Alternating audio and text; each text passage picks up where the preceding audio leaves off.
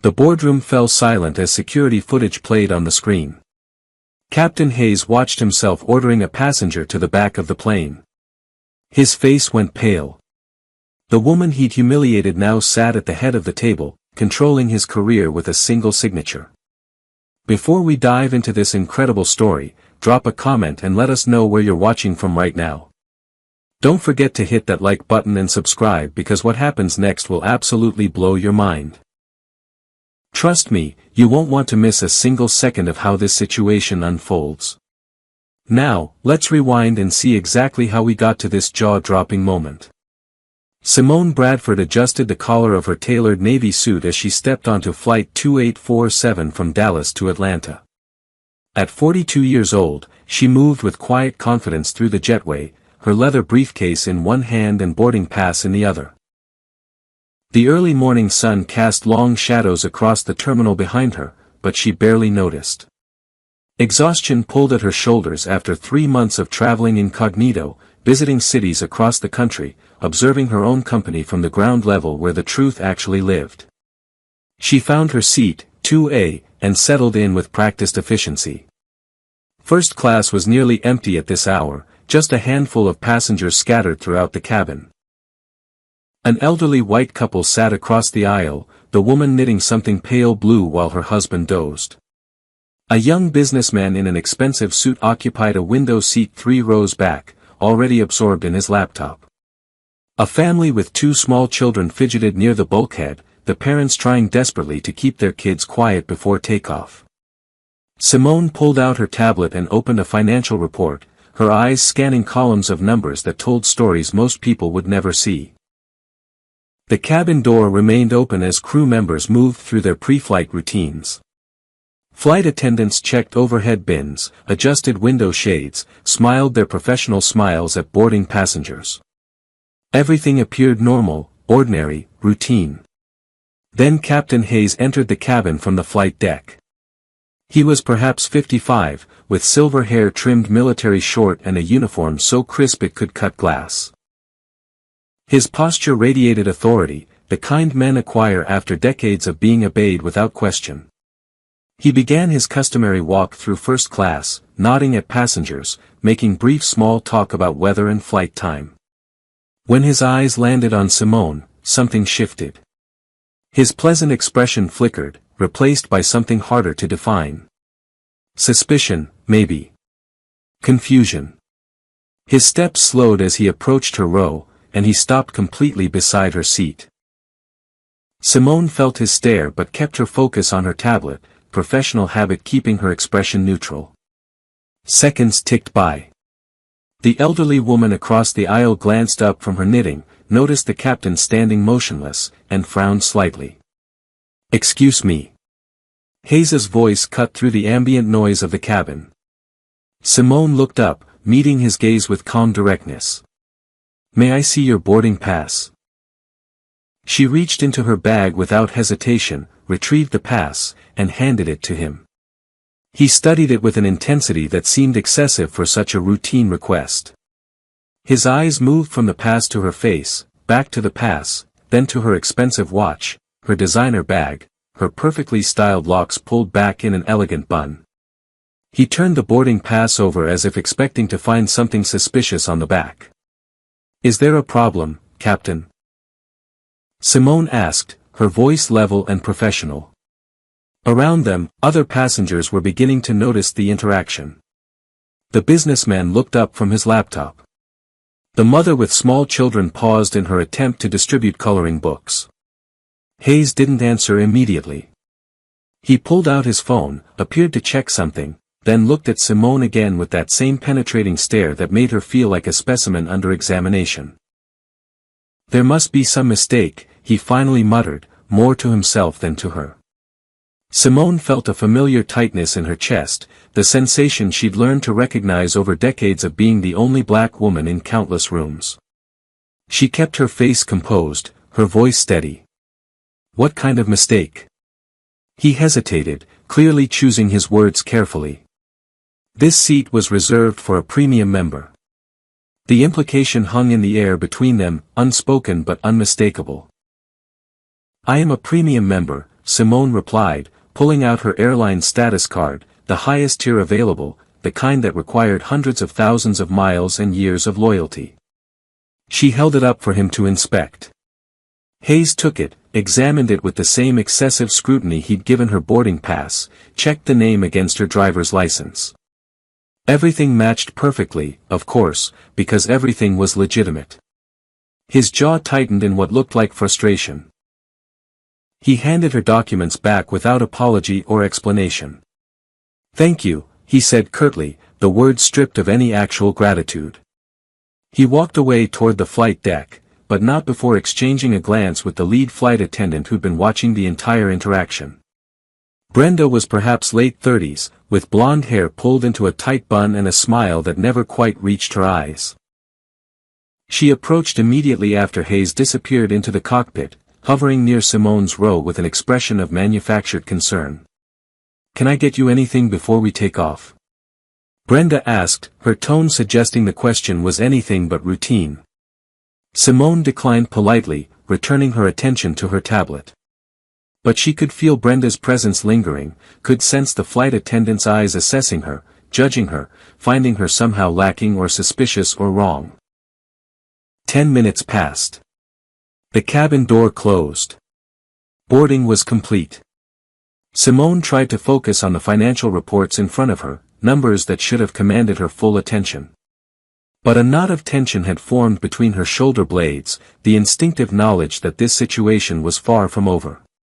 Brenda returned with another flight attendant in tow, a young man named Kevin who couldn't have been more than 25.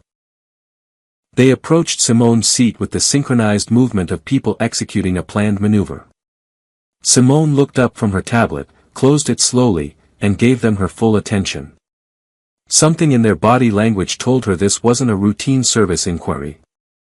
"Ma'am, we need to discuss your seating arrangement," Brenda began, her voice carrying that particular tone of false politeness that barely masked impatience. Simone set her tablet aside completely, folded her hands in her lap, and waited. Years of executive meetings had taught her the power of silence, of letting others fill the void with their own discomfort. "There's been a computer error with seat assignments. We're going to need you to move to economy, seat 32B. The words landed like stones in still water, sending ripples of shock through nearby passengers.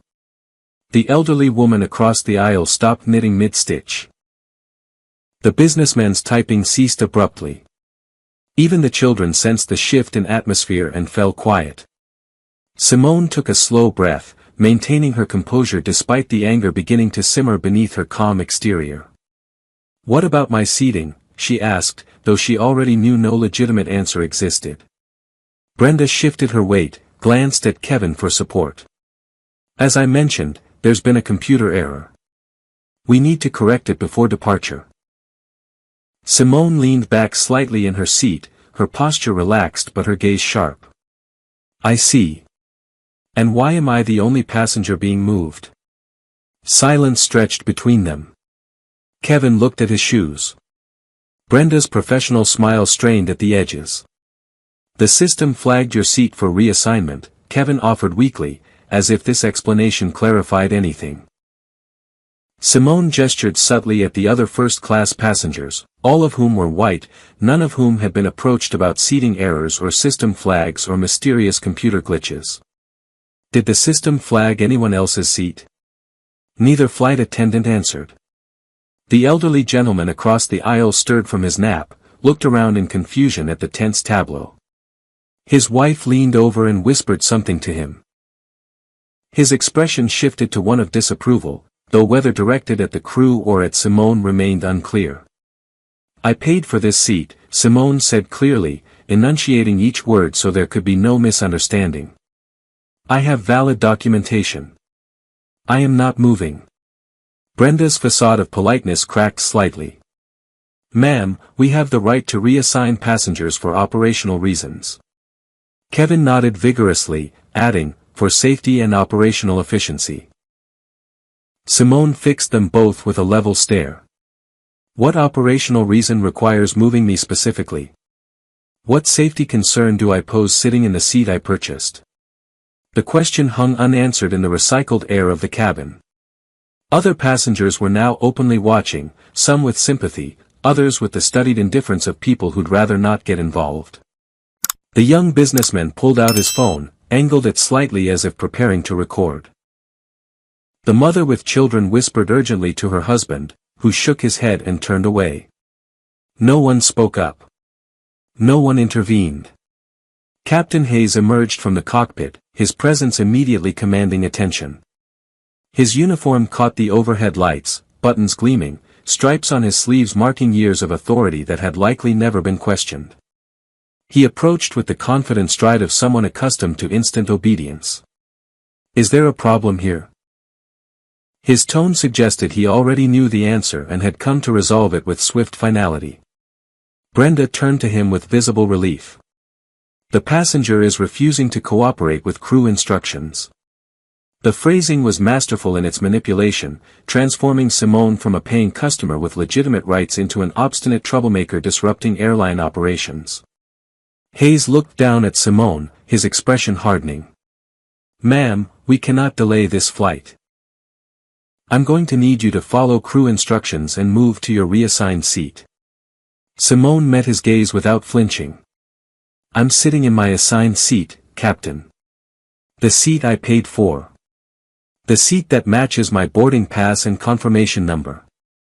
His face reddened slightly, jaw muscles tightening.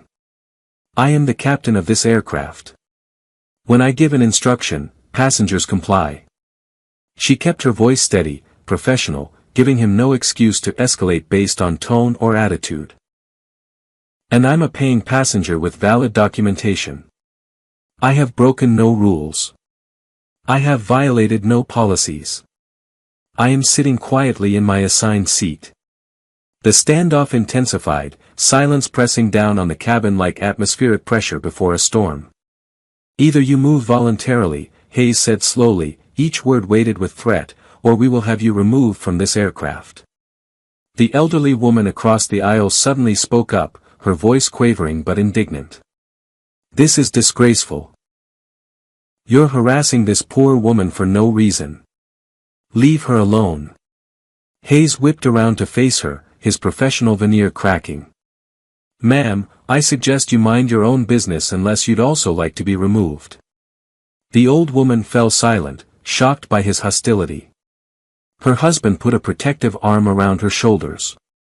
Simone felt a wave of gratitude for the woman's courage, brief as it was, even as she recognized the futility of intervention. Hayes pulled out his radio, thumb hovering over the call button.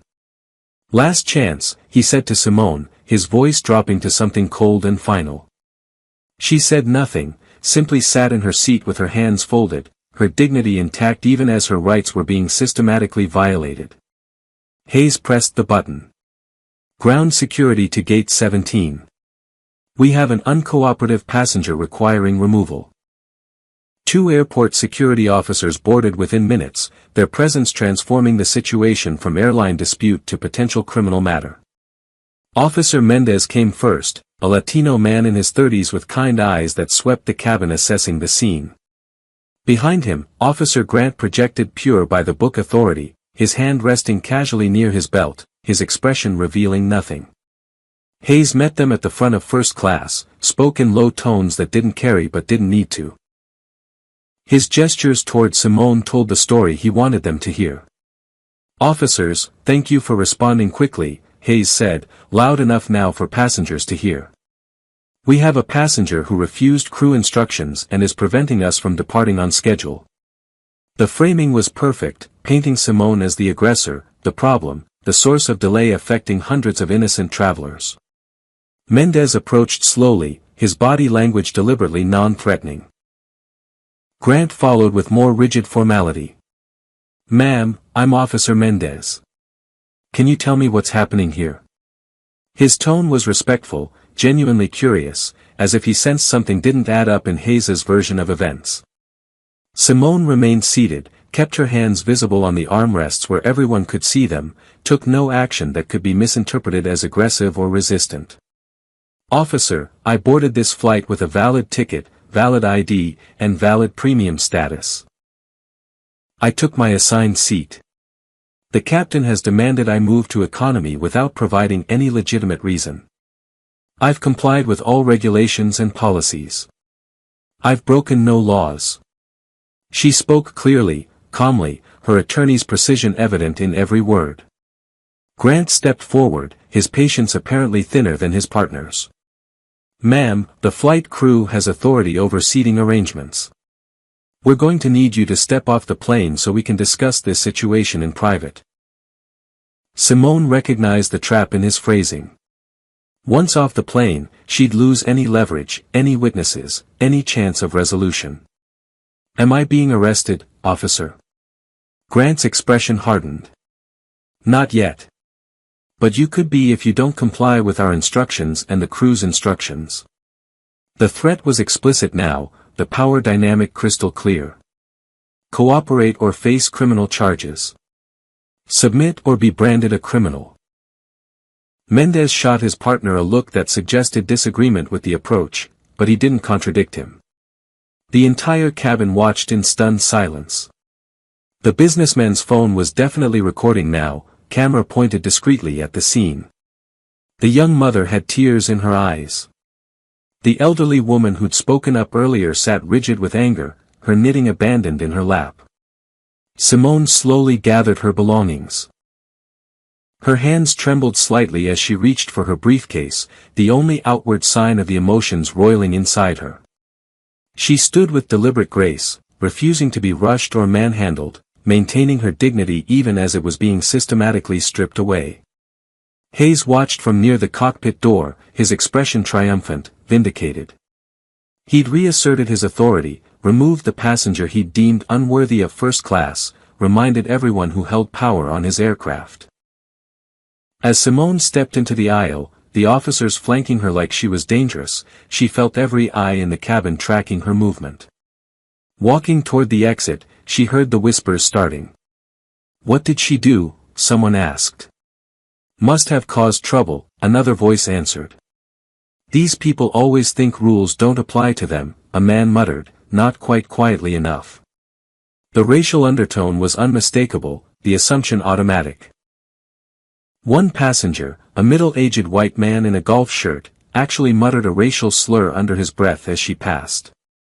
Simone heard it clearly, felt it land like a physical blow, but kept walking. She refused to give them the satisfaction of seeing her break.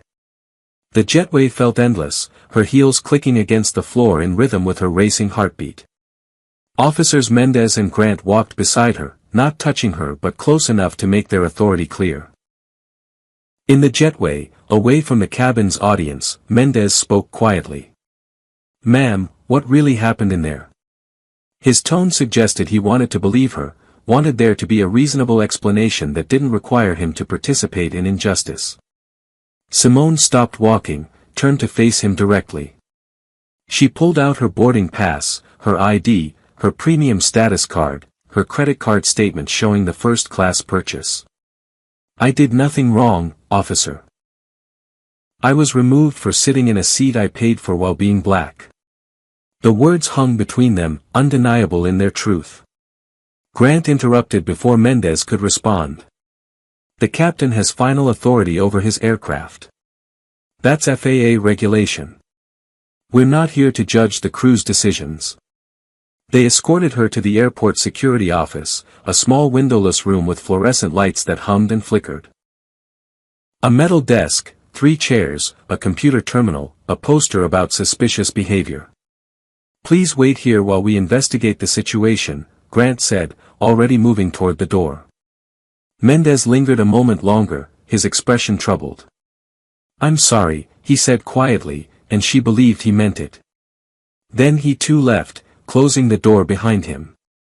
Simone sat alone in that sterile room for 45 minutes. Through a small window in the door, she watched airport operations continue normally. Passengers rushing to gates, dragging luggage, checking phones, living their ordinary travel day while hers had become extraordinary for all the wrong reasons. She watched the departure board on a distant monitor, saw Flight 2847 status change from boarding to departed. Through another window with a view of the tarmac, she saw her plane push back from the gate. Captain Hayes was visible briefly in the cockpit window, his profile sharp against the morning light. He didn't look back. He'd won, removed the problem, and now moved on to his next destination without a second thought about the woman he'd left behind. Simone pulled out her phone, scrolled through the dozens of missed calls and messages, ignored them all. She found her assistant's number and typed a text message with steady fingers. Cancel all my meetings for the next 48 hours.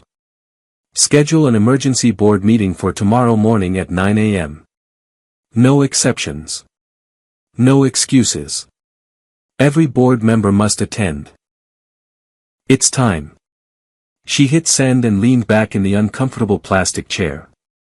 The game had changed. The rules were about to be rewritten. And Captain Hayes had no idea what was coming. Airport security finally released Simone 90 minutes after the incident began, offering a perfunctory apology that rang hollow in the sterile office. Sometimes these situations get mishandled, the supervisor said, his tone suggesting this was merely an unfortunate miscommunication rather than blatant discrimination. No accountability. No admission of wrongdoing. Just corporate deflection wrapped in bureaucratic language designed to minimize and dismiss. Simone signed the release forms in silence, gathered her belongings, and walked out of that office with her head high despite the exhaustion pulling at every muscle. She booked the next available flight on a competing airline, settled into a corner of the terminal, and pulled out her phone. The screen lit up with notification after notification, messages multiplying faster than she could read them. Her assistant had forwarded a link with a simple message, "It's already viral." Simone clicked through to social media and felt her breath catch. Video footage of her removal, shot from multiple angles by passengers, had been uploaded within minutes of her forced exit. The clips had been shared thousands of times already, the numbers climbing as she watched. "Black woman kicked off flight for no reason," read one headline. "First-class passenger removed after sitting while black," declared another. The comments section was a battlefield.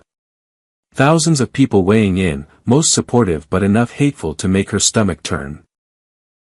"This is disgraceful racism," wrote one user. "She was probably causing problems," countered another. "I've flown with that captain before, he's always been professional," someone claimed.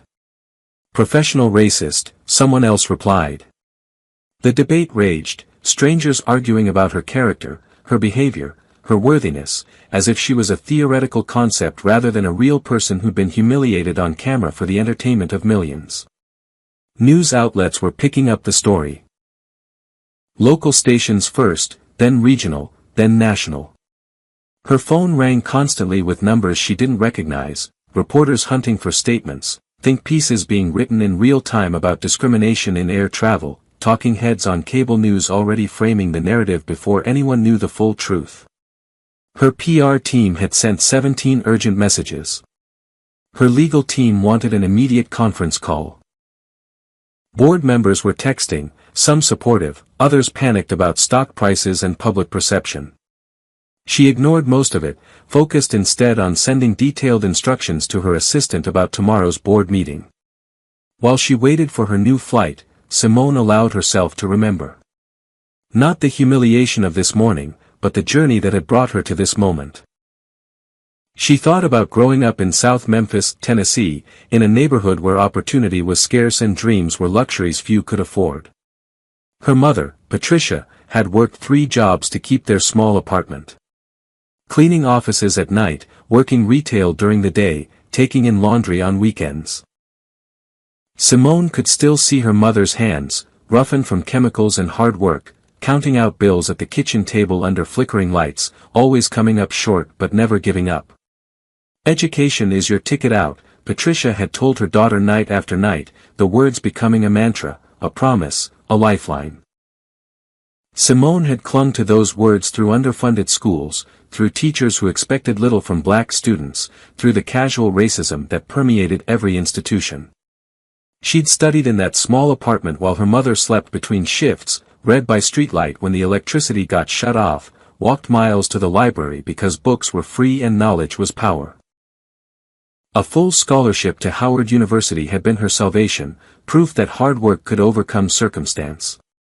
Harvard Business School came next, another scholarship, another miracle that felt less like luck and more like justice finally paying attention. She'd entered the airline industry 20 years ago at entry level, taking a job most Harvard MBAs wouldn't consider. But Simone had recognized potential where others saw a dying industry. She'd worked every position, learned every system, identified every inefficiency. She'd been brilliant, relentless, impossible to ignore despite the many people who tried. Promotions came slowly at first, then faster as her track record became undeniable. She'd navigated corporate politics with the same strategic thinking she'd used to escape poverty, building alliances, delivering results, making herself indispensable. 5 years ago, when Skybridge Airlines teetered on the edge of bankruptcy, Simone had seen opportunity. She'd assembled an investor group, structured a leveraged buyout, and purchased the struggling carrier for a fraction of what it had once been worth. The industry had laughed, predicted failure within months, wrote think pieces about hubris and overreach. But Simone had restructured operations, renegotiated contracts, modernized the fleet, and turned Skybridge profitable within 18 months. She now owned 68% of the shares, controlled the board, served as CEO, and had proven every doubter wrong. Most employees didn't know her face, though.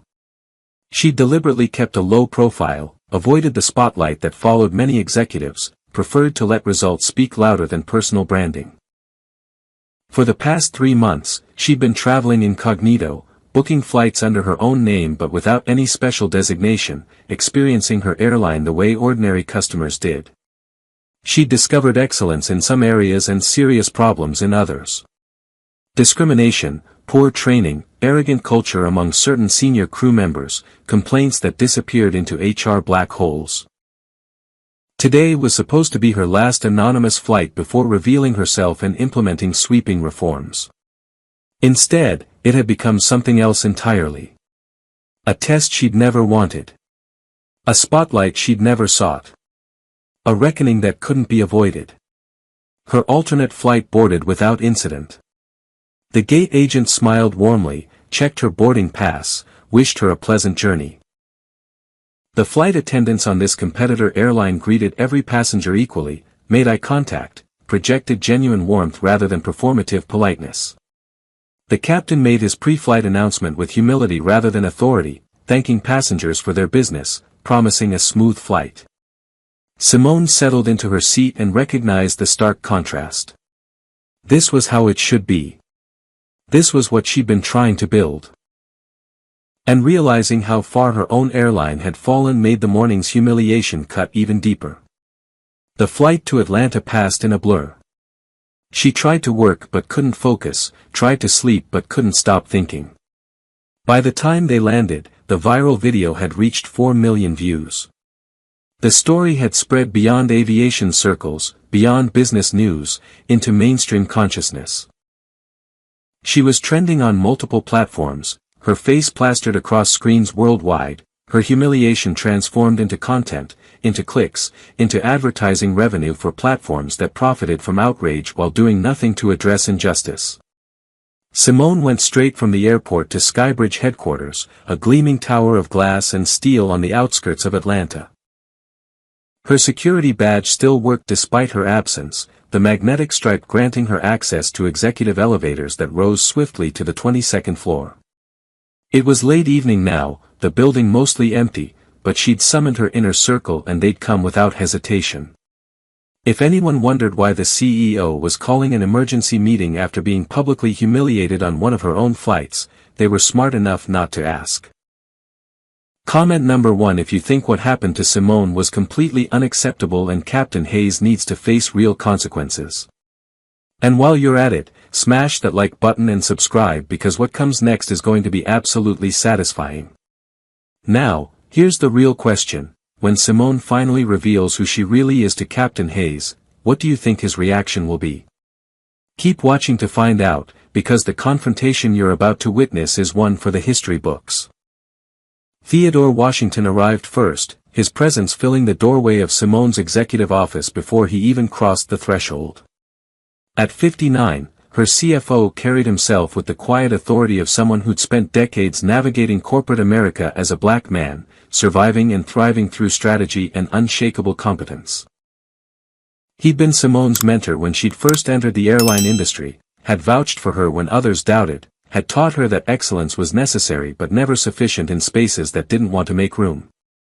Now he looked at her with concern etched deep in the lines around his eyes.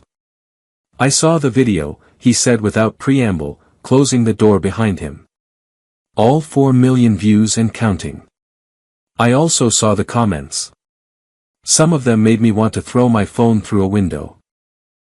Simone gestured to the leather sofa near the windows overlooking the Atlanta skyline, city lights beginning to twinkle as dusk deepened into night.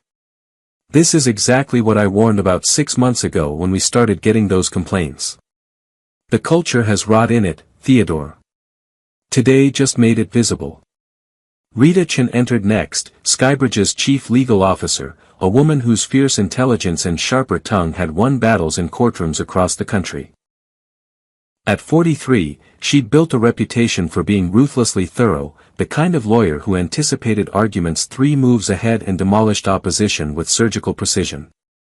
She carried a tablet and a thick folder, her expression grim but energized in the way of someone who'd found a worthy fight. "I've already started pulling records," she announced, settling into a chair across from Simone. "This is going to get ugly before it gets better, but we have options." Douglas Miller arrived last, looking uncomfortable in his tailored suit despite decades wearing them. As VP of Operations, he represented the old guard of Skybridge, the institutional memory of how things had always been done. At 64, white and weathered from years managing flight operations, he'd been with the airline since before Simone was born. He'd initially opposed her buyout, predicted disaster, and had been proven wrong so completely that he'd become grudgingly loyal. But his loyalty had limits, especially when it came to defending pilots he'd worked with for years. Simone waited until they were all settled, then picked up a remote and activated the large monitor mounted on her office wall. The viral video played in high definition, every detail painfully clear. Hayes's face as he questioned her presence in first class. Brenda's false politeness masking hostility. The security escort treating her like a criminal. Her own dignity maintained despite systematic humiliation. When it ended, silence filled the office like pressure before a thunderstorm. Theodore spoke first, his voice tight with controlled rage. "This is exactly what you warned about. We've been collecting complaints for months about discriminatory treatment, and HR has been sitting on them like they don't matter. Now the whole world is watching, and we look like every other airline that talks about diversity but doesn't actually mean it."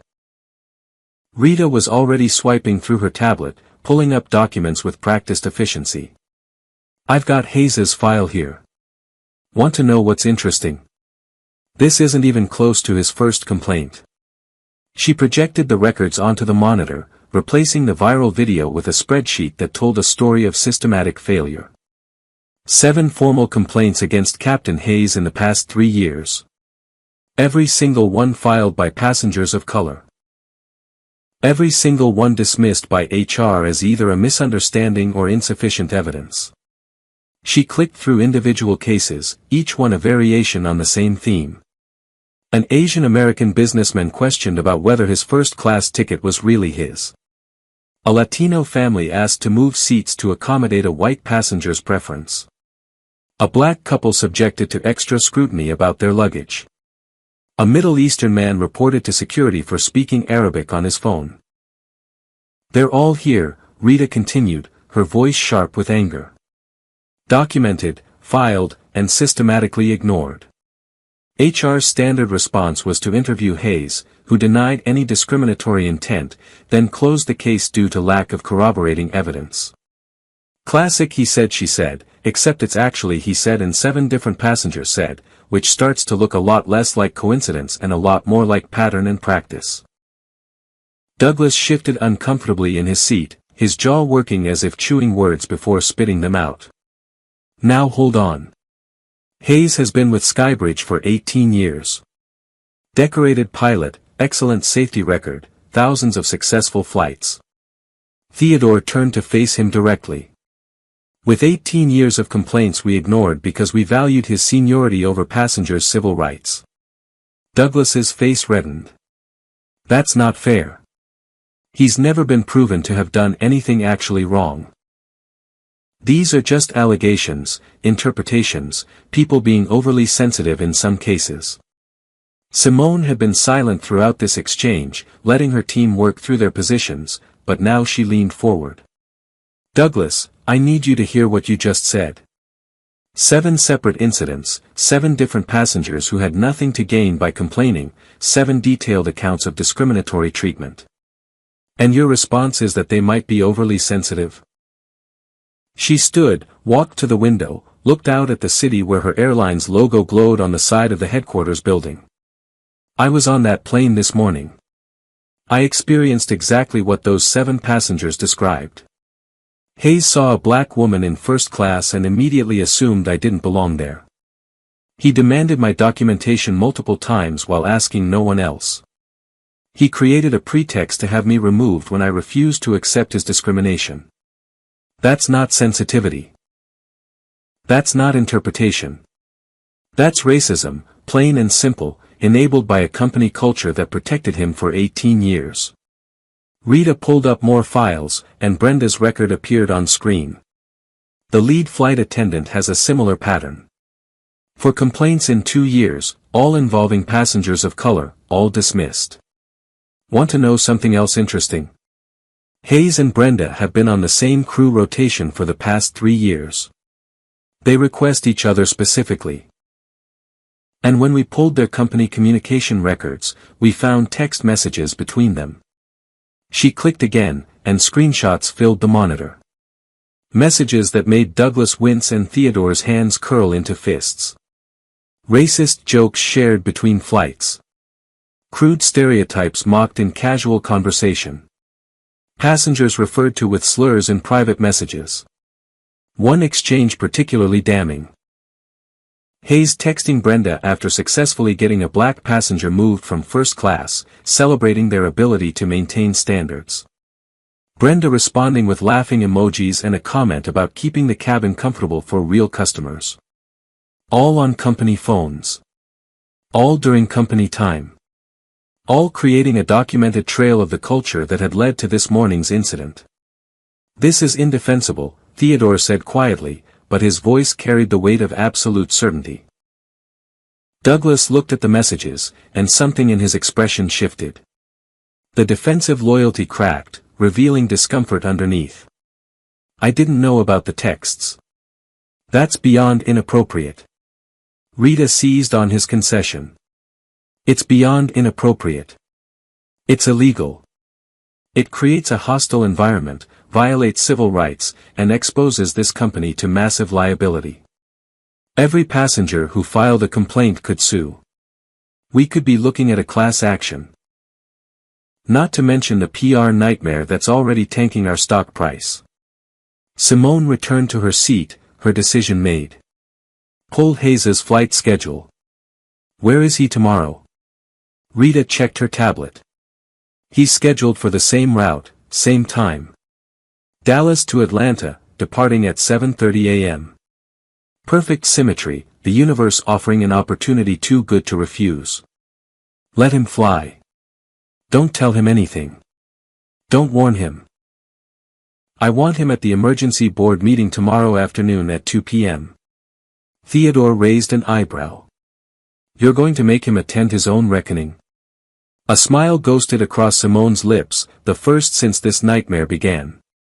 I want him to see exactly who he insulted. I want him to understand who really holds power on his aircraft. Rita grinned, recognizing the strategy's elegant brutality. Calculated and devastating. I like it. Douglas looked between them, still processing. This is going to create a media firestorm. Every news outlet will cover it. Passengers will take sides. The pilots' union will fight us. Simone met his eyes steadily. Good. Maybe a firestorm is exactly what this industry needs. We've been having quiet conversations about discrimination for decades, and nothing changes. Maybe it's time to stop being quiet. They worked through the night, fueled by coffee and righteous purpose. Rita pulled every discrimination complaint filed against Skybridge in the past 5 years, hundreds of incidents painting a picture far broader than just Hayes and Brenda. Pattern analysis revealed certain routes where complaints clustered, certain crew members whose names appeared repeatedly, certain airports where passengers of color reported systematically worse treatment. The data was damning, undeniable, a statistical portrait of institutional racism hiding behind operational procedures and customer service policies. Theodore ran financial projections showing the cost of real reform versus the cost of continued discrimination. Lawsuits, settlements, lost business from alienated customers, regulatory fines, all added up to hundreds of millions in potential liability. Meanwhile, implementing comprehensive training, oversight systems, and cultural change would cost a fraction of that amount while actually solving the problem. The business case for justice was overwhelming, which made their years of inaction even more inexcusable. As dawn broke over Atlanta, painting the sky in shades of orange and pink, Simone stood at her office window watching planes take off from the distant airport. Somewhere out there, Captain Hayes was probably sleeping peacefully, unaware that his world was about to change forever. Somewhere out there, other passengers were boarding flights, hoping not to experience what she'd experienced, what so many had experienced, what would keep happening unless someone with power decided enough was enough. She pressed her palm against the cool glass and made a silent promise. This ends now. Today. No more quiet tolerance of intolerable behavior. No more protecting bigots while abandoning victims. No more choosing comfort over justice. The reckoning was coming, and she would make sure it counted. The Skybridge headquarters boardroom occupied the entire 22nd floor, a space designed to intimidate and impress in equal measure. Floor-to-ceiling windows wrapped around 3 walls, offering panoramic views of Atlanta's skyline and the distant airport where planes rose and fell like mechanical birds. The conference table was a massive slab of dark wood that could seat 20, surrounded by leather chairs that cost more than many people earned in a month. Abstract art hung on the remaining wall, expensive pieces chosen by consultants who understood that corporate power required aesthetic validation. This was where decisions affecting thousands of employees and millions of passengers got made, where quarterly earnings got analyzed, where strategies that shaped the aviation industry got debated behind closed doors. At 9 a.m., board members began arriving, their confusion evident in hushed conversations and questioning glances. Senator Patricia Greenwood came first, 74 years old and carrying herself with the authority of someone who'd spent 4 decades in politics before retiring to lucrative board positions. As one of Skybridge's largest shareholders after Simone, her support or opposition could make or break any initiative. She settled into her usual chair, accepted coffee from an assistant, and studied the agenda that revealed nothing about why they'd been summoned on such short notice. James Wu arrived next, a 42-year-old tech investor whose venture capital firm had backed Simone's buyout 5 years ago. He'd made billions betting on disruptive entrepreneurs, and Simone had been one of his best investments, turning Skybridge from bankruptcy candidate to profitable innovator. He brought his tablet and his trademark intensity, already checking stock prices that had dropped 4% since yesterday's video went viral. Reverend Marcus Coleman was the last board member to enter, a 67-year-old civil rights leader whose presence on the board represented Simone's commitment to community accountability. His church served South Memphis, the neighborhood where she'd grown up, and his moral authority carried weight that transcended business considerations. They made small talk while waiting, discussing market trends and political developments, carefully avoiding the obvious question of why they were here. The viral video hung unspoken between them, all of them having seen it, none yet willing to discuss it before Simone arrived to frame the conversation. Then the door opened again, and Captain Hayes entered. He wore his uniform, crisp and pressed, medals and stripes gleaming under the boardroom's recessed lighting. His expression radiated confidence, the bearing of someone who believed he'd been summoned for commendation rather than condemnation. "Good morning," Hayes said, nodding to the board members with easy familiarity. I appreciate you all making time for this. He'd been told by someone in operations that senior management wanted to recognize his long service, that a ceremony was being planned, that board members would be present to mark the occasion. The lie had been deliberate, designed to get him here unaware and unprepared. He took a seat in one of the guest chairs along the window, separate from the board table itself, still not sensing the trap being set. Brenda entered moments later, equally oblivious, equally confident. She'd been told the same story, that her professionalism and dedication warranted recognition, that this was a celebration of her contributions to Skybridge's first-class service standards. She smiled at Hayes, a conspiratorial expression suggesting they shared some private joke, then settled into the chair beside him. They made quiet conversation, speculating about what awards might be presented, completely missing the tension radiating from the board members who watched them with varying degrees of discomfort and barely concealed disgust. Senator Greenwood studied Hayes with the penetrating gaze of someone who'd interrogated countless witnesses during her political career. James Wu kept glancing at his tablet, monitoring social media metrics and stock prices that continued their downward slide. Reverend Coleman sat with his hands folded, his expression unreadable but his body language suggesting a man preparing for difficult ministry. The silence stretched, punctuated only by the quiet hum of climate control and the distant sound of traffic far below. Then Simone entered, and everything changed. She wore a charcoal suit that combined elegance with authority, her natural hair styled in locks that framed her face and fell past her shoulders.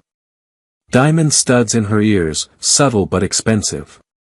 A watch that cost more than Hayes made in 6 months. She moved with purpose, radiating the kind of power that comes not from position alone but from absolute certainty of rightness. Theodore Washington followed her, carrying folders thick with documentation. Rita Chin came next, her tablet already open and ready.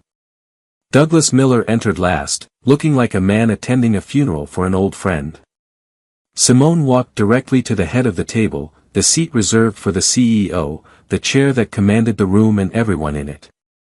She set down her own tablet, arranged papers with deliberate precision, took her time settling in while every eye tracked her movement. Hayes watched, his expression shifting from confidence to confusion to dawning recognition. His face went pale as memory caught up with present reality. The woman from yesterday's flight. The passenger he'd had removed. She was here. In the boardroom. At the head of the table.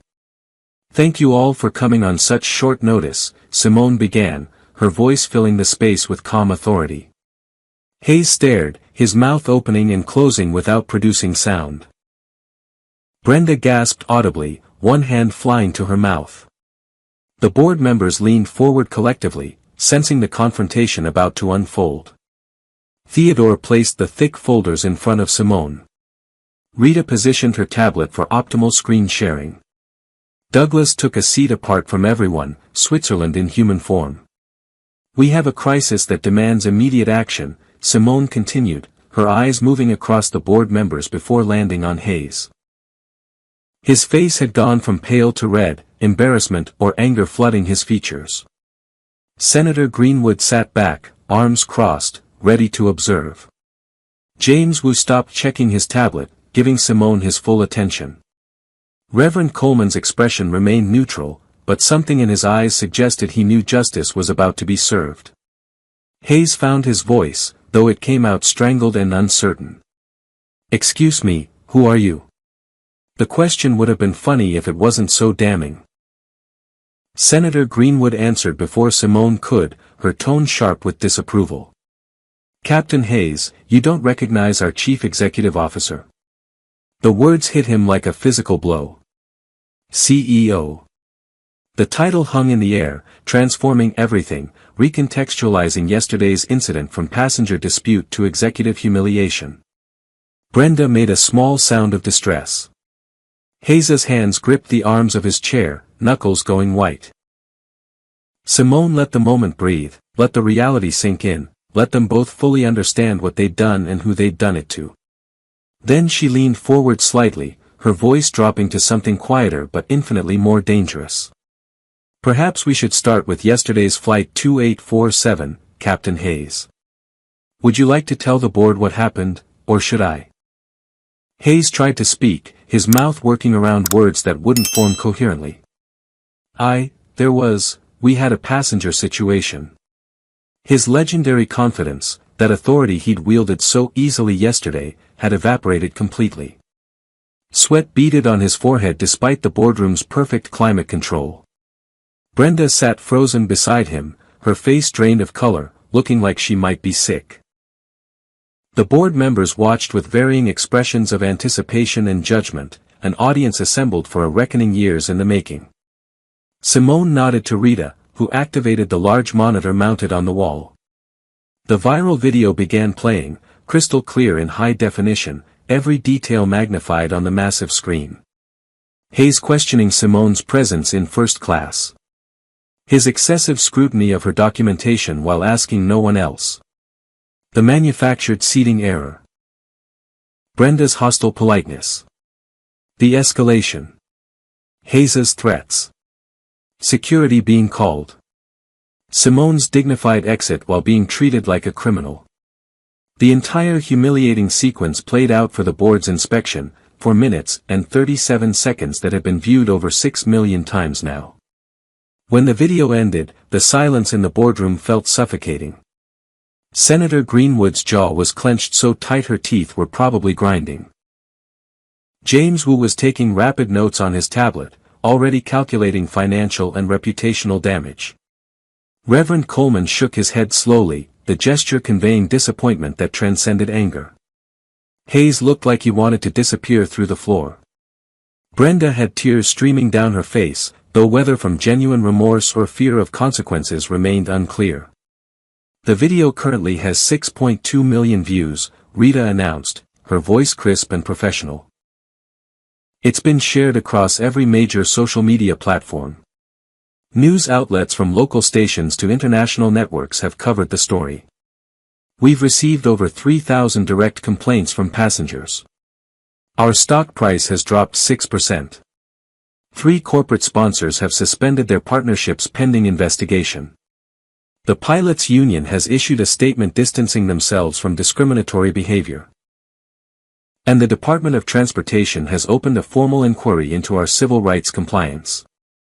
She let those facts settle before continuing. But here's what the video doesn't show. Here's what the public doesn't know yet. Rita pulled up new documents, projecting them for the board's review. Hayes's complaint history appeared first, those 7 incidents over 3 years, each one a variation on the theme of racial discrimination. Captain Hayes, you've been the subject of 7 formal complaints alleging discriminatory treatment. Every single one involved passengers of color. Every single one was dismissed by HR as insufficient evidence or misunderstanding. Theodore picked up the narrative, his voice heavy with controlled fury. Let me read you some excerpts. March 2022, an Asian American passenger reported being questioned extensively about whether his first-class ticket was legitimate, despite having proper documentation. HR conclusion, misunderstanding about upgraded seats. August 2022, a Latino family asked to move so a white passenger could have adjacent seats for her comfort. HR conclusion, routine accommodation request. January 2023, a black businessman subjected to additional security screening at the captain's request. HR conclusion. Standard safety protocol. Should I continue, or is the pattern clear enough? Hayes tried to defend himself, desperation making his voice rise. Those were all legitimate concerns.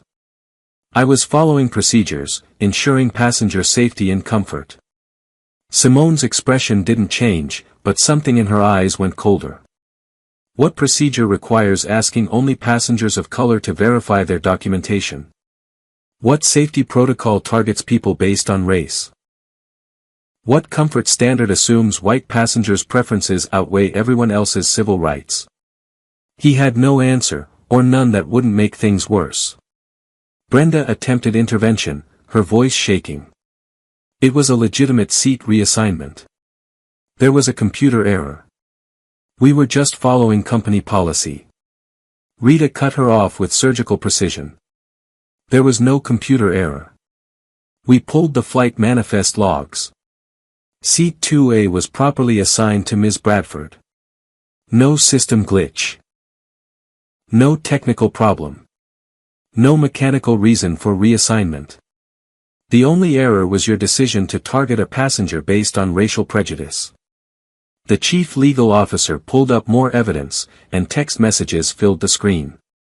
The racist jokes Hayes and Brenda had shared. The crude stereotypes mocked in casual conversation. Passengers referred to with slurs in private messages. That damning exchange celebrating their success in keeping first class white. All of it displayed in high resolution for the board to read, undeniable documentation of the culture that had led to yesterday's incident. Board members reacted with visible disgust. Senator Greenwood looked like she wanted to throw something. James Wu was already typing what looked like damage control strategies. Reverend Coleman simply shook his head, the weariness of someone who'd seen this story play out too many times in too many contexts. Hayes stared at the screen, watching his own words condemn him, realizing too late that nothing said in digital format ever truly disappeared.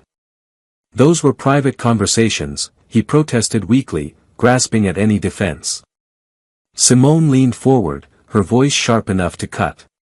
On company devices. During company time. About company passengers. Private conversations about public discrimination don't get privacy protection, Captain. Douglas Miller finally spoke, his intervention surprising everyone.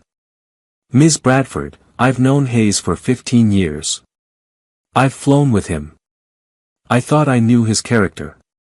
But seeing this evidence, reading those messages, watching that video. I was wrong. I was wrong to defend him yesterday when we first discussed this. I was wrong to minimize the complaints. This is indefensible. The admission from someone who'd initially resisted accountability carried weight. Hayes looked at Douglas with betrayal, as if an ally had switched sides, not understanding that there were no sides here, only right and wrong. Rita projected additional evidence, expanding the scope beyond just Hayes and Brenda. This isn't about one captain and one flight attendant. It's about systemic failure. The screen filled with data. Hundreds of discrimination complaints over 5 years, patterns emerging across certain routes and crew members, HR consistently failing to investigate properly, training programs that didn't address implicit bias, company culture that protected seniority over civil rights. We have a fundamental problem, Theodore added, his executive experience framing the issue in stark business terms. We built systems that enable discrimination and then act surprised when discrimination occurs. We hired people, promoted them, gave them authority, and never held them accountable when they abused that authority. We created an environment where Hayes and Brenda felt comfortable sharing racist jokes because they correctly assessed that no consequences would follow. That's on us as an organization. That's on this board. That's on leadership that prioritized operational continuity over civil rights compliance. Senator Greenwood spoke for the first time since the presentation began, her political instincts recognizing a pivotal moment. Ms. Bradford, you've laid out damning evidence of systematic failure. What's your recommendation? Simone had been waiting for this question, had prepared for this moment through the long night of gathering evidence. She stood, commanding the room with physical presence and moral authority. Effective immediately, Captain Hayes and Flight Attendant Brenda Morton are terminated for cause. Discrimination, harassment, violation of company policy, and bringing the organization into disrepute. Rita slid termination papers across the table toward the 2 crew members. Official documents, legally reviewed, ready for signature. Hayes stood abruptly, his chair scraping against the floor. You can't fire me. I have union protection. I have seniority rights. I've given 18 years to this airline. His voice had risen to a shout, the last defense of someone who'd run out of arguments. Simone met his outburst with calm that felt more devastating than any raised voice could be. "Watch me," she said quietly. "Your union contract includes termination for cause provisions. Documented discrimination qualifies.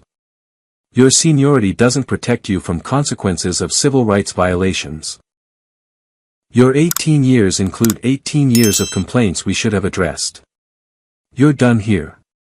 Brenda was handed her own termination papers, crying openly now, her career ending in disgrace rather than the recognition she'd expected. Hayes made one final desperate attempt, playing the card that people like him always played when accountability arrived. "This is reverse racism," he shouted, face red with anger and humiliation. "You're firing me because I'm white and you're black. This is discrimination." Reverend Coleman actually laughed, a bitter sound that held no humor. "There it is. The last refuge of someone who's never faced real discrimination. Being held accountable for racist behavior is not racism, Captain. It's justice." Security entered on cue, Simone having arranged for them to wait outside, knowing this moment would come. Two officers in Skybridge uniforms, professional and neutral, prepared to escort terminated employees from the building. Hayes and Brenda were led out, still protesting, still refusing to accept responsibility, still believing they were victims rather than perpetrators. The boardroom door closed behind them with quiet finality. For a long moment, no one spoke. The board members sat with the weight of what they'd witnessed, the evidence they'd reviewed, the systemic failures they'd enabled through inaction. Senator Greenwood broke the silence. "Now what? The whole world is watching. Firing 2 employees doesn't solve the fundamental problem." Simone sat back down, pulled out a thick document she'd prepared overnight, and began outlining the comprehensive reform package that would transform Skybridge from enabler of discrimination to leader in civil rights compliance. The real work was just beginning. James Wu leaned forward, his tech investor instincts immediately focused on damage control and market response. "Ms. Bradford, we need to move fast on public messaging. Every hour we delay allows the narrative to solidify without our input. Social media is already calling for boycotts. Our competitors are positioning themselves as more inclusive alternatives." Simone nodded, expecting this concern. "We're not doing damage control. We're doing real change, and we're doing it publicly." She activated her tablet, and a comprehensive reform proposal appeared on the boardroom monitor. Months of thinking, weeks of drafting, one night of final refinement, all condensed into a document that would either transform the company or destroy it. Here's what happened starting today. Point 1, Skybridge issues a public apology. Not a PR statement drafted by lawyers to minimize liability. A real acknowledgement of failure from me personally, taking full responsibility for the culture we allowed, the complaints we ignored, the passengers we failed. Senator Greenwood nodded approvingly. Accountability matters. People can smell corporate deflection from miles away. If you're going to apologize, make it genuine. Simone continued, clicking through slides that detailed each reform initiative. Point 2. Independent third-party audit of every discrimination complaint filed in the past decade. No internal investigation that people won't trust. We hire external civil rights experts, give them full access to records, and publish their findings regardless of how damaging they might be.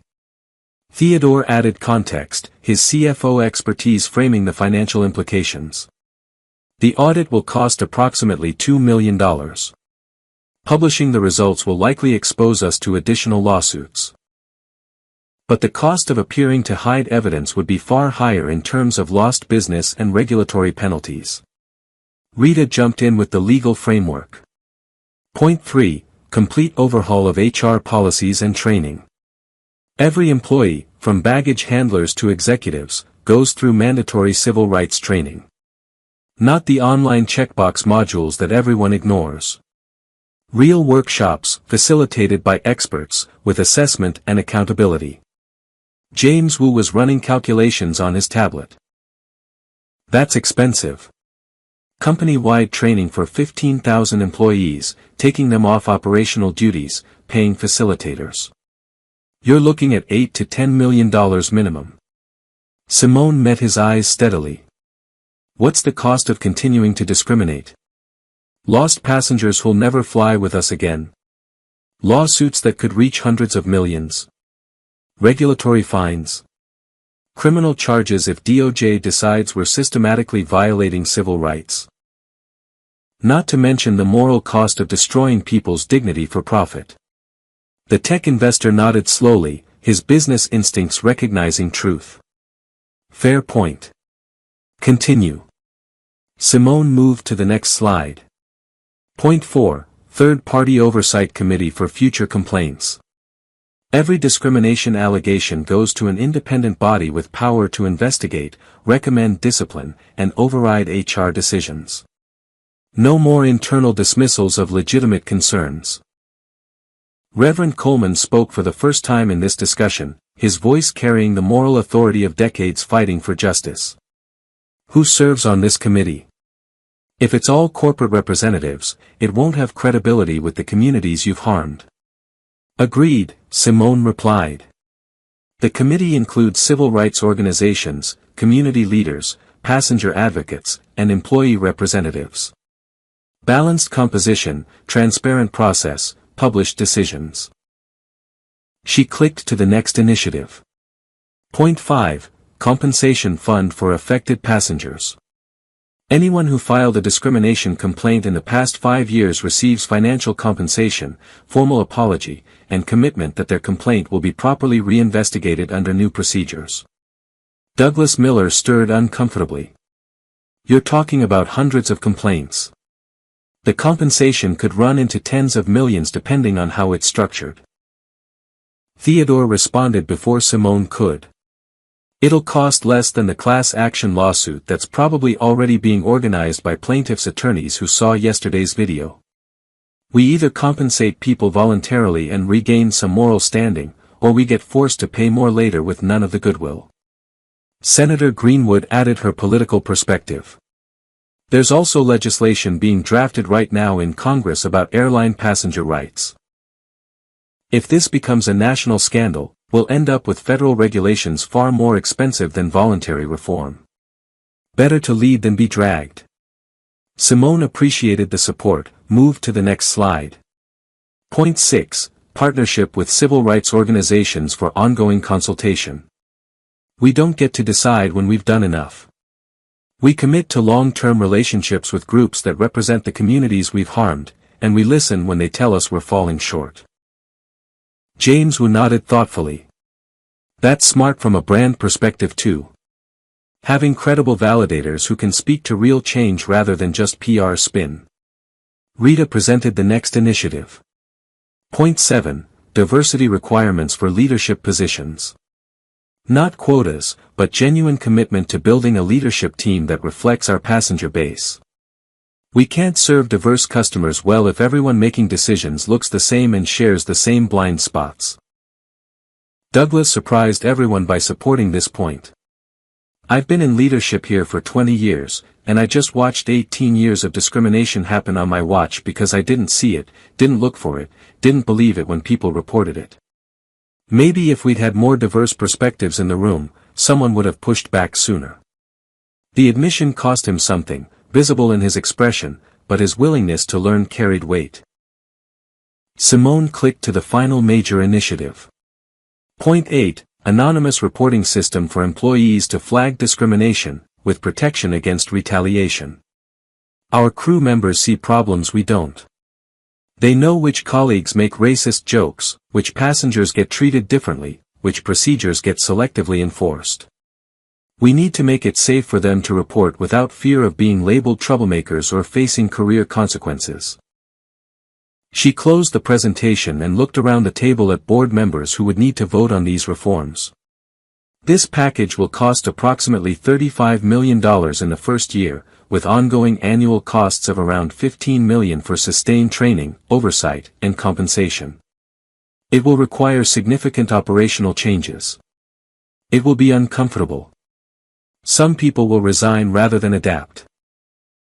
We'll face pushback from those who think we're overreacting or being too politically correct. And it's absolutely necessary. Theodore provided the financial context. For comparison, our projected profit this year is $800 million. We're talking about spending 4% of profit to fix fundamental problems. Meanwhile, if we do nothing, we're looking at potential losses in the hundreds of millions from lawsuits, lost business, and regulatory action. The business case is overwhelming even before we consider the moral imperative. Senator Greenwood asked the key question. What's the timeline for implementation? Simone had prepared for this. Some pieces start immediately. The terminations happen today. The public apology and announcement of reforms happens this afternoon. I've already scheduled a press conference for 3 p.m. James Wu looked alarmed. That's 4 hours from now. Shouldn't we workshop the messaging? Get PR teams involved.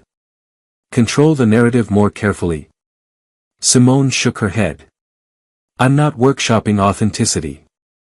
I'm going to tell the truth, outline these reforms, commit to specific timelines, and accept full accountability. If that hurts the stock price short term, so be it. We're playing the long game here. Reverend Coleman smiled, the first genuine warmth he'd shown all morning. The young woman from South Memphis is still in there. Your mama would be proud. The reference to her background, to the values that had driven her long before she had wealth or power, reminded everyone why this mattered beyond business metrics. Senator Greenwood called for a vote. All in favor of the comprehensive reform package as presented? Hands rose around the table. Unanimous approval, though Douglas abstained rather than opposing, his conflict visible but his obstruction absent. The reforms were official now, board approved, ready for implementation. Simone took a moment to step away from the table, pulled out her phone, and called her mother in Memphis. Patricia Bradford answered on the second ring, her voice warm despite the early hour. Baby, I saw the video. I saw what they did to you. Are you okay? Tears pricked Simone's eyes, the first real emotion she'd allowed herself since yesterday's humiliation. I'm okay, Mama. More than okay. We just voted to change everything. To make sure what happened to me doesn't happen to anyone else. Her mother's voice cracked with emotion. I'm so proud of you. But baby, this world is cruel to women like us who don't stay quiet. You're about to make yourself a target. Simone looked out the boardroom windows at planes taking off and landing, people traveling, going about their lives, most of them never experiencing discrimination, many of them not believing it happened until video evidence made denial impossible. That's exactly why I can't stay quiet, Mama. Someone has to stand up. Might as well be someone who has the power to actually change things. They talked for a few more minutes, Patricia offering support and warnings in equal measure, Simone drawing strength from her mother's voice the way she always had. After hanging up, Theodore checked in privately, pulling her aside while other board members made calls and sent emails. You don't have to carry this alone. You know that, right? She nodded, but they both knew that wasn't entirely true. I built this company. I'm responsible for the culture it developed. I ignored warning signs because I was focused on profitability and growth. Those 7 complaints about Hayes. I never saw them. They got buried in HR reports I didn't read carefully enough. That's on me. Theodore put a hand on her shoulder, the gesture of a mentor who'd become a friend. You're fixing it now. That's what matters. You're doing what most CEOs wouldn't have the courage to do, admitting failure and committing to real change. She took a deep breath, steeling herself for the press conference ahead. Let's hope it's enough. Let's hope we can actually transform this company into something worth being proud of. The next few hours passed in preparation. Rita briefed her on legal considerations, which questions to expect, how to frame responses to minimize liability while maintaining authenticity. The PR team tried desperately to script her remarks, but Simone refused, insisting on speaking from the heart rather than from talking points. Security teams coordinated protocols for the press conference, anticipating protesters and supporters in equal measure. At 2:45 p.m., Simone stood backstage in the headquarters media room, listening to the crowd of journalists assembling, taking slow deep breaths, preparing to step into a spotlight she'd never sought but could no longer avoid. The press conference room was packed beyond capacity, cameras from every major network positioned in tight rows, reporters standing along the walls when chairs ran out, the energy crackling with anticipation of conflict and revelation. Simone walked to the podium at precisely 3 p.m., declining the PR team's offer of introduction, choosing instead to simply appear and command attention through presence alone. The room fell silent as she adjusted the microphone and looked out at the sea of faces, some sympathetic, some skeptical, all hungry for her story. My name is Simone Bradford. I'm the Chief Executive Officer of Skybridge Airlines. Yesterday morning, I boarded Flight 2847 from Dallas to Atlanta. I was removed from that flight because the captain decided I didn't belong in first class. He made that decision based on the color of my skin. What he didn't know was that I own 68% of the airline he flies for. She paused, let the irony settle, watched reporters scribbling notes and typing frantically. But here's what matters more than that irony: I shouldn't have needed to be the CEO for what happened to be wrong. A passenger doesn't need to own the airline to deserve dignity and respect. Simone didn't sugarcoat the humiliation, the anger, the betrayal she'd felt sitting in that security office watching her own plane depart without her. She spoke about the assumptions made, the documentation demanded, the manufactured reasons for removal. But she focused more on systemic issues than personal grievance, framing the incident as symptom rather than disease. This wasn't about one bad captain. It was about a culture that allowed him to feel comfortable discriminating for years. It was about HR systems that dismissed complaints instead of investigating them. It was about leadership, including me, that prioritized operational continuity over civil rights compliance. She outlined the comprehensive reform package, giving specific timelines and accountability measures. Independent audits completed within 90 days. Training implemented within 6 months. Oversight committee established within 30 days. Compensation fund operational within 60 days. Not vague promises but concrete commitments with dates and deliverables. We're not asking anyone to trust us based on words. We're creating systems that make accountability inevitable whether people trust us or not. Questions came rapid fire from reporters eager for conflict or contradiction. A journalist from a conservative outlet asked whether she was making this about race when it might have been a simple misunderstanding. Simone's response was measured but firm. When you're black in America, you learn to recognize the difference between misunderstanding and discrimination. Misunderstandings get resolved with conversation. Discrimination escalates despite conversation. I showed my boarding pass, my ID, my status card. I answered every question politely. I violated no rules and broke no laws. I was still removed. That's not misunderstanding. That's discrimination. A reporter from a business network asked about stock price impact and investor concerns. James Wu, seated in the front row, nodded approvingly as Simone addressed financial implications directly. Our stock dropped 6% yesterday.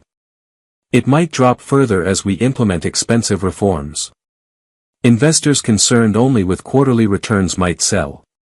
But I'm building a company for the long term, and in the long term, companies that systematize discrimination don't survive. They get sued into bankruptcy, regulated out of existence, or boycotted into irrelevance. We're choosing a different path. A black reporter from a national news site asked what message she had for other victims of discrimination. Simone felt emotion tighten her throat but kept her voice steady. Document everything. Take video when you can. File formal complaints even when you think nothing will happen. Speak up. Tell your stories. And know that change is possible, but only if we demand it. I had power and resources most victims don't have, which is exactly why I'm using them to create systems that protect people who can't protect themselves. The press conference lasted 45 minutes, Simone answering every question with a combination of vulnerability and authority that made for compelling television. Cable news played clips on repeat for days. Social media reactions were mixed as expected, some praising her courage, others accusing her of playing victim despite being a wealthy CEO. She'd anticipated this, understood that people invested in denying racism would find any reason to dismiss her experience. What mattered was action, not universal approval. 3 months later, the transformation was visible across every level of Skybridge. The independent audit had been completed, revealing 73 employees who'd engaged in discriminatory behavior, some terminating, others disciplined or put on probation with mandatory additional training. The findings were published in full on the company website, transparency replacing the culture of secrecy that had enabled abuse. Training programs rolled out systematically, real workshops that forced employees to confront bias and practice better responses, not checkbox exercises but genuine educational experiences. Diversity hiring initiatives showed results, leadership positions increasingly filled by people who reflected the passenger base they served. Customer satisfaction scores rose as passengers of color began reporting better treatment, feeling safe to fly without anticipating discrimination.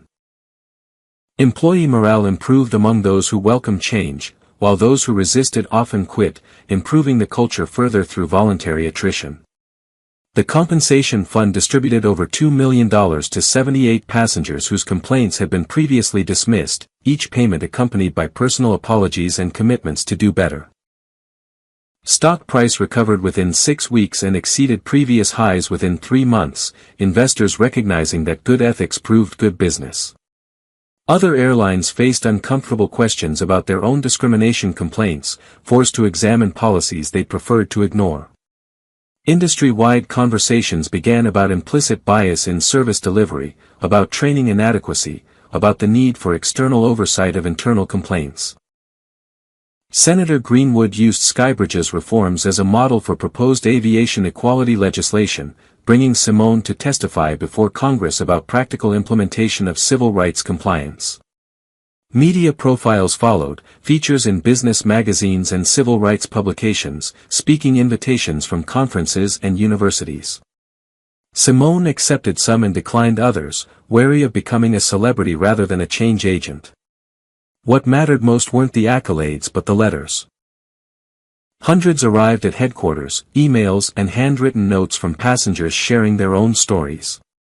Black families thanking her for making them feel safe to fly. Latino travelers grateful they could board without anxiety. Asian American business people who no longer dreaded confrontations over whether they belonged in premium cabins.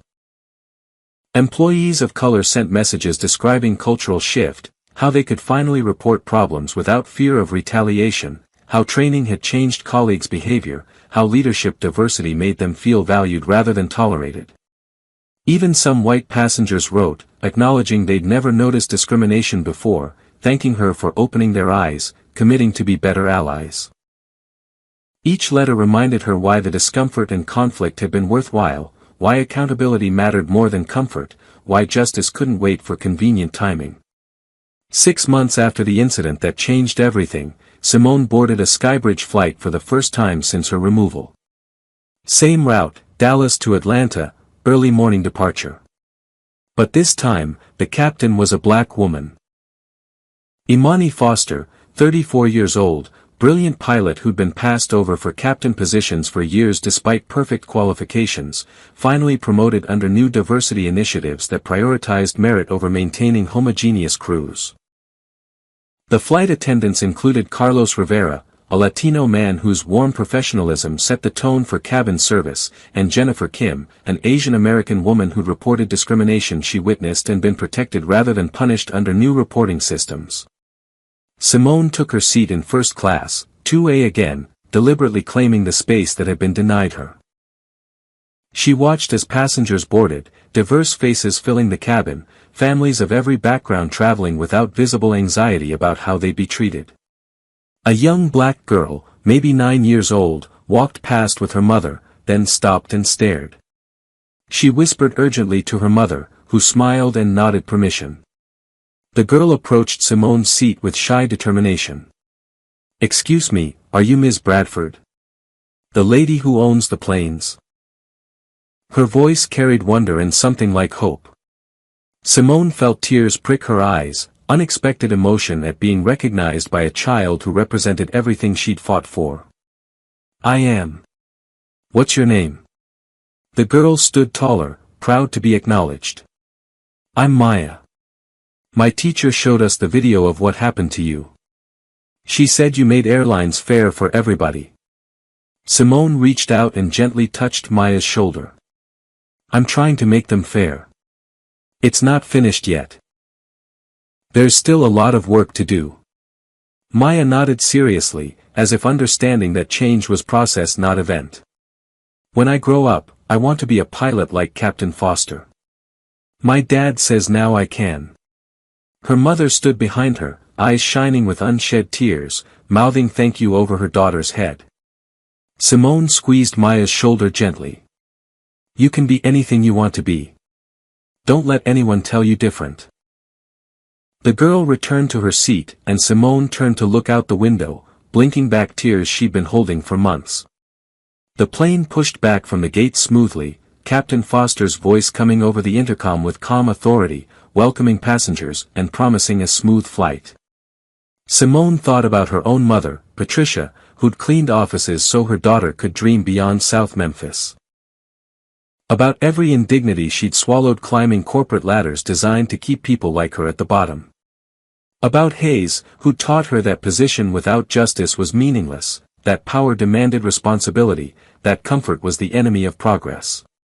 She pulled out her tablet, opened a file labeled Phase 2, Industry Coalition. The work continued. Other airlines needed reform. Federal regulations needed strengthening. Training standards needed elevation. Accountability systems needed replication.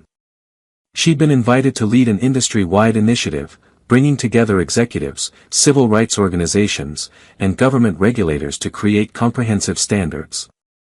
The fight wasn't over. It would probably never be fully over. But for now, in this moment, on this flight, everyone was treated with dignity.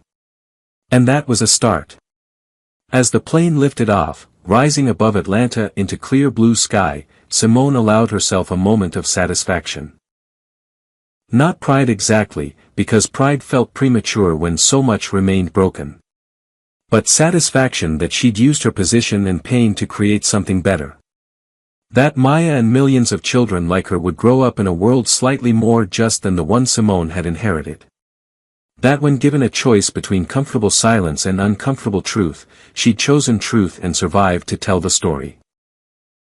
The clouds outside her window seemed to glow in the morning light, and Simone Bradford, CEO and change agent, allowed herself to believe that maybe, just maybe, progress was possible when people with power decided to give a damn. So what do you think about Simone's incredible journey from humiliation to transformation? Drop a comment below and let me know if you believe this kind of systemic change is really possible, or if companies only reform when they get caught. And here's what I really want to know: have you or someone you know ever experienced discrimination while traveling? Share your story in the comments because these conversations matter. If this story moved you, hit that like button right now and subscribe to the channel so you never miss stories about people fighting for justice and dignity. Share this video with someone who needs to hear it, someone who's fighting their own battles, someone who needs to know that speaking up can actually make a difference. Thank you so much for watching, for caring about these issues, and for being part of a community that believes everyone deserves respect regardless of who they are or what they look like. Until next time, keep standing up for what's right, keep demanding better from the institutions that serve us, and keep believing that one person with courage really can change the world. Take care of yourselves and each other. This story reveals profound truths about power, accountability, and systemic change. First, discrimination thrives in silence. For years, complaints were filed and ignored because no one with authority demanded accountability. Justice requires vigilance from those who hold power, not just those who suffer injustice. Second, position doesn't protect anyone from prejudice. Simone's wealth and authority meant nothing to Captain Hayes because he saw only her race.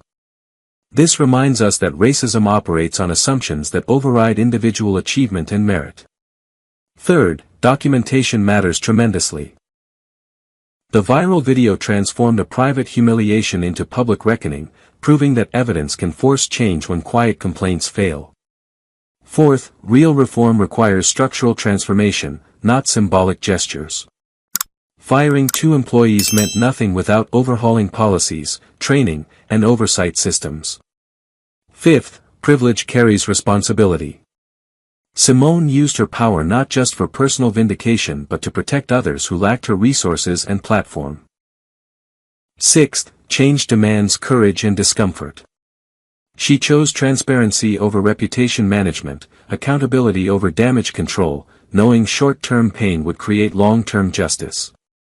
Finally, progress happens when people refuse to accept unacceptable norms.